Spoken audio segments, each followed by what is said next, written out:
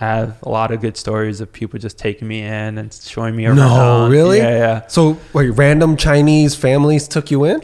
Yeah, and they'd be like, or like I'll meet someone playing basketball and they're like, oh, you should come to my house. Let me show you around. Wow. And because the narrative is, especially on social media, is that Chinese people hate blacks, dark-skinned people, Hispanic, that aren't, you know, that's all you see. They're getting kicked out of the country.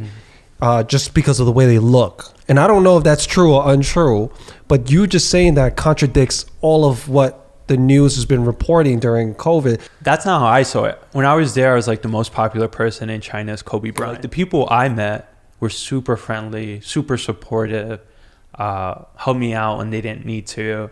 And wow. Yeah, I never really felt like harsh prejudice in China. Like I traveled a lot, like the north, the western part of China, and and people were just always like, they were interested. I mean, like I actually experienced the same thing. Like people who are not, I guess ethnically Chinese, they're celebrated as almost like celebrities. Lucky Boys Podcast. You lived in China for 2 years? Yeah. Can you speak Mandarin? A little bit. How long did it take you to lost it already? Wait, so when you went to China, did you speak Mandarin already, or none of it? Nothing. So I went for school. So I studied at Zhejiang Dashui in Hangzhou.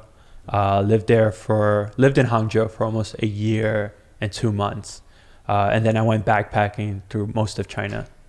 You were probably the only Dominican there? Yeah. In some places, people were looking at me, and I had an afro. I was a college student at that time. I had like little kids come up to me and like just pull my hair, and couldn't believe that, like the curliness. And so it was pretty funny. Why China? Yeah, a lot of it had to do with growing up here. Always going down to the parades. Lighting up the firecrackers as a kid. There used to be markets. My dad, he always pick up groceries down on Grand Street. And my mom used to do Tai Chi out in Forsyth Park. Stop it. Really? Yeah, she'll be the only Dominican lady. Which park? Saturday Roosevelt Park. Okay, yeah. It's a soccer field now. Yeah. But they all used to be out there. My mom used to join them. And so, like, it just had a huge, like, part of my mind and, and who I was. And, people never really knew, like, the Lower East Side is fairly big, right? You tell someone you're from the Lower East Side, they might think you're from the Ave. You might think from like two bridges. Depends on your race. Yeah. Right? When I tell people from LA, I say, oh, Chinatown, right? Yeah. Like, no, actually no. And so when you talk to people who don't know the Lower East Side, you're like, oh, I grew up 2 blocks of Chinatown. And then they're like, okay, I get it. Yeah, people don't know it's super close. Like you walk 1 block and you're probably in a different neighborhood. What was that like for you in China then? Did you feel any insecurity about the way you look, the way you stand out? Language barriers? Yeah.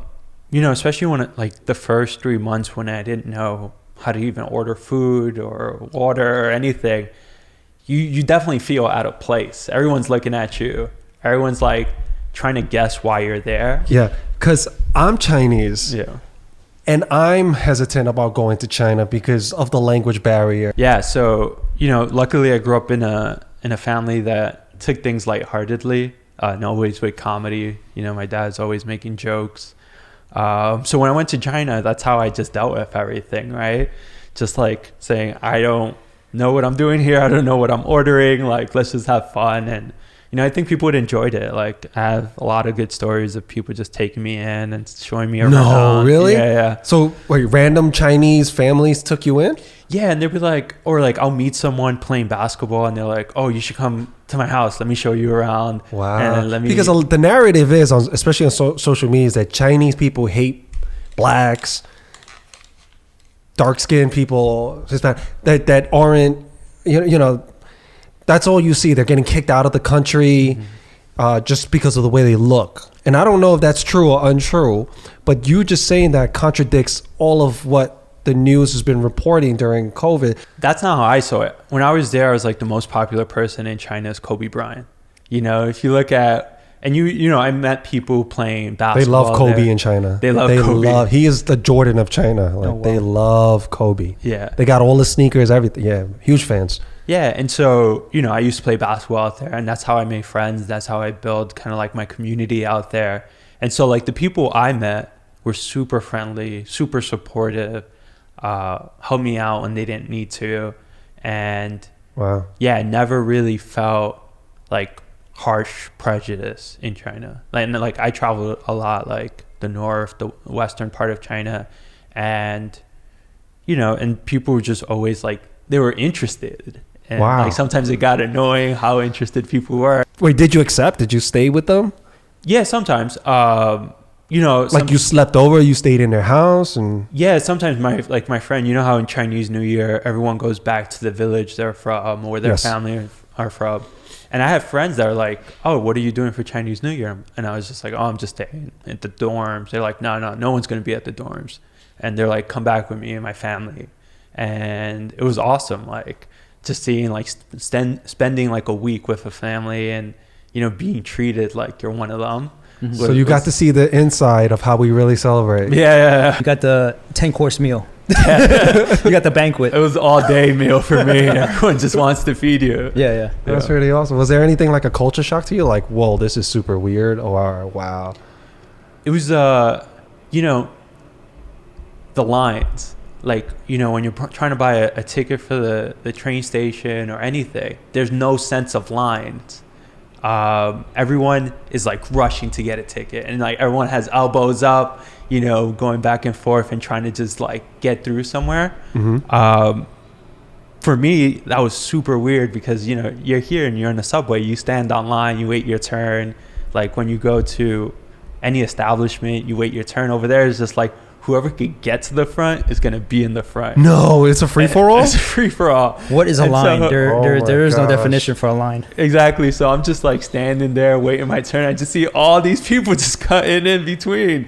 And I'm like, all right. After like a few months, I just learned I had to like use my height and my, start you gotta doing my- body them, box them out. Exactly. So people that may have some hesitancy or fear about going to China, what would you say to them if they're not Asian? Like, because on the news, if I'm not Asian, I'm going, hey, you're going to be prejudiced towards me. I don't want to go where I'm not wanted and have a terrible time or get kicked out or have to fear for my life. You have a completely different experience from that.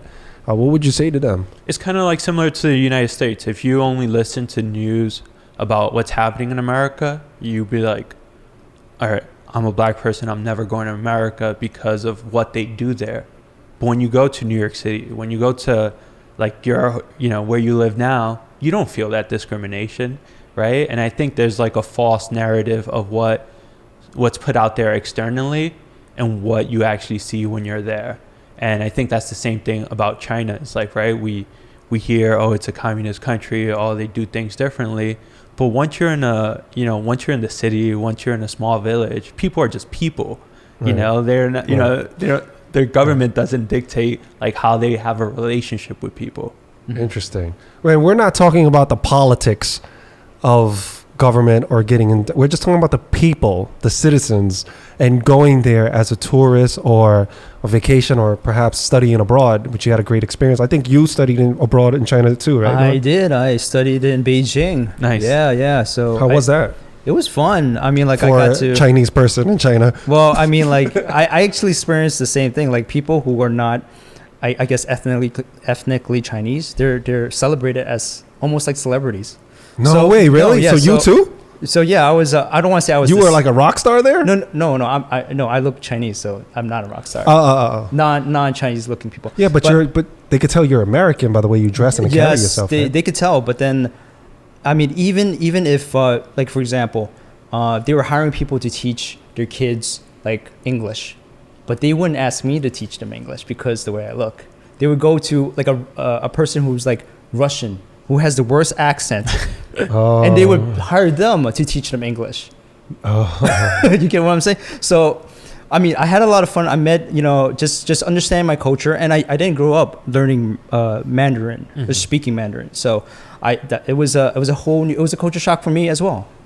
Coming from, living in Chinatown, but also learning a whole new language, and experiencing it for the very first time.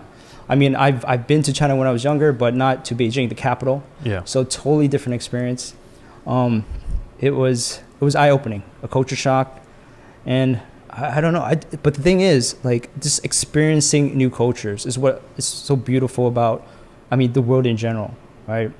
We have those experiences, and taking that leap, I think people have to understand when they look at differences between people and between communities and cultures. I think there's more that connects us than divides us. Exactly. Absolutely. And the only thing you have to do is take that leap of faith. You know. 2 years by yourself? Yeah. Jeez, Yeah. do you still talk to the people that you met there? A few people. One of my professors there, Lu Wei, he's awesome. He always hits me up on Facebook Messenger, and I always try to have a Zoom call with him at least once a year just to see how life is, and so yeah. So like someone like him, it's kind of like a life bond, right? Like 10 years later, I'm still in touch with him. So Wow, that's amazing. Did you keep in touch with anyone, Norm? No, this was pre-Facebook, so I didn't keep. Oh, in touch with okay. anyone. Yeah. Yeah. So- Aging yourself. Yeah.